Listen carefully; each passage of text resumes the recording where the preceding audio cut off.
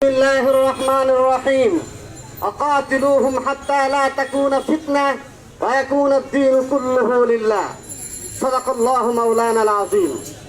মিরপুর থানার সর্বস্তরের তৌহিদি জনতার উদ্যোগে ইজতেমার ময়দানে কুখ্যাত সন্ত্রাসী সাতপন্থীদের অতর্কিত ঘুমন্ত তাহাজ্জুদ গুজার তাবলীগের সাথীদের উপর হামলার প্রতিবাদে আজকের এই বিক্ষোভ মিছিল এবং প্রতিবাদ সভায় আমরা পরিষ্কার জানাতে চাই যে যাদের বিরুদ্ধে মামলা হয়েছে 19 জনের বিরুদ্ধে, সৈয়দ আসিফুল ইসলাম সহ যারা ইজতেমার ময়দানে আমার ভাইদেরকে শহীদ করেছে, আজকে আমরা এই সমাবেশ থেকে তাদেরকে দ্রুত প্রশাসনের কাছে দাবি জানাই, দ্রুত তাদেরকে গ্রেফতার করে আইনের আওতায় এনে তাদের বিচার করতে হবে।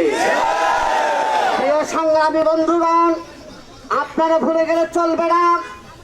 2018 সালে 1 ডিসেম্বর এই কুখ্যাত সন্ত্রাসী গোষ্ঠী আমাদের ছাত্র ভাইদের ওপর এবং তৌহিদি জনতার ওপর, মুসল্লিদের ওপর তারা হামলা করে কয়েকজনকে শহীদ করেছিল। সেদিন আমরা মাফ করে দিয়েছিলাম, সেদিন মামলা হয় নাই, কিন্তু আর কতদিন আমরা মার খাবো? এভাবে আমরা আর মার খাইতে রাজি নাই। আমরা এখন আমাদের ভাইয়ের রক্তের প্রতিশোধ নিতে চাই।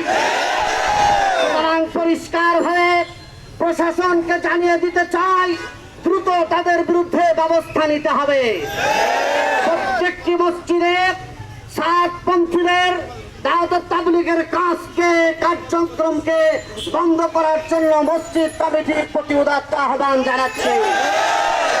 আমরা পরিষ্কার বলে দিতে চাই, আমরা কারোর বিপক্ষে নই, আমাদের কারোর সাথে কোনো দুশ্মনী নেই, কিন্তু কেউ যদি ইসলামের বিপক্ষে যায়, কারোর যদি আকীদা নষ্ট হয় এবং কেউ যদি আমাদের ভাইদের উপর, মুসলিমদের উপর হামলা করে, আমরা বসে থাকতে পারি না।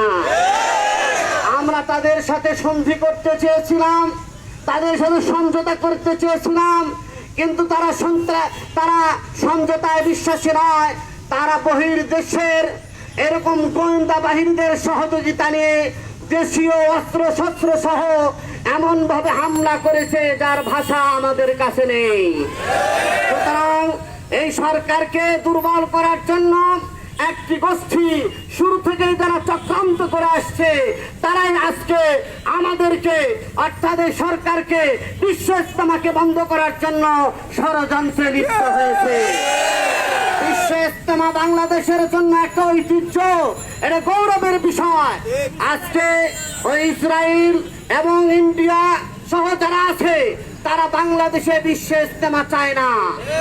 বাংলাদেশের সমৃদ্ধি হোক, রেমিটেন্স পাক, এটা তারা চায় না।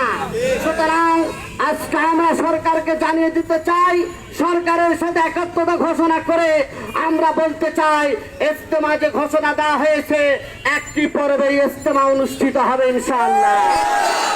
এখন থেকে কাকরাইল মসজিদে শুধুমাত্র আলমী সুরার যারা তাবলীগের সাথী আছে, তারাই শুধু অবস্থান করবে।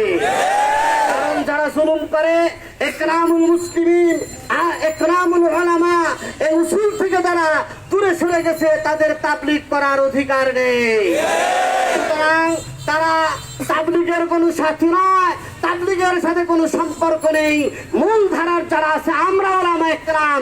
সুতরাং আমি তৌহিদি জনতা এবং যে সমস্ত সাথীরা আমাদের কল্যাণপুর, মেহেরপুর, পাইকপাড়া যারা ওই পন্থী আছে, তাদের উদাত্ত আহ্বান জানাবো, তওবা করে আলেম ওলামাদের হাতে হাত রেখে যদি আপনারা তাবলীগের কাজ করতে চান, তাহলে তাবলীগের সাথে অর্থাৎ আলেমী সূরার সাথে সম্পৃক্ত হয়ে কাজ করবেন।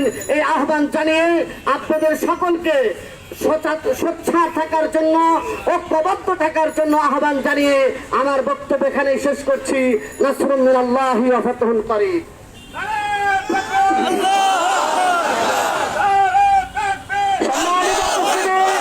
সম্মানিত উপস্থিতি, আমাদের